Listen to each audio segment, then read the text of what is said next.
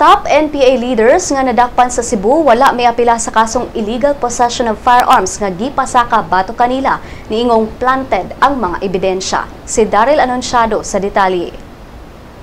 Mga leader sa New People's Army nga sila Benito ug Wilma Tiamzon ug mga kaubang rebelding komunista nagpabiling hilom sa mga kasong gipasaka batok kanila. Ang manag-asawang Tiamzon gidakop ni atong Marso ning tuiga sa munisipalidad sa Aluginsan, Cebu human nalambigit sa mga krimen sa Northern Samar o illegal possession of firearms. Apan matud sa ilang lawyer nga si Attorney Rachel Pastores, wala sila planong mo-enter og plea tungod kay fabricated ra ang mga charges. Gibatikos niya ang giingong sobra ra nga security nga gihatag sa gobyerno sa giingong niyang mga gihimo-himo nga kaso. Ang arraignment gipahigayon kaghapon sa buntag sa Toledo City Hall of Justice diin bantay sarado sa gatusan ka mga pulis o militar.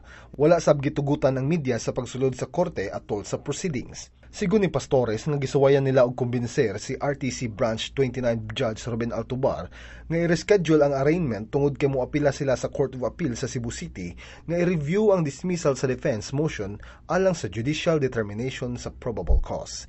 Kini si Daryl Anunciado alang sa Sunstar Pilipinas.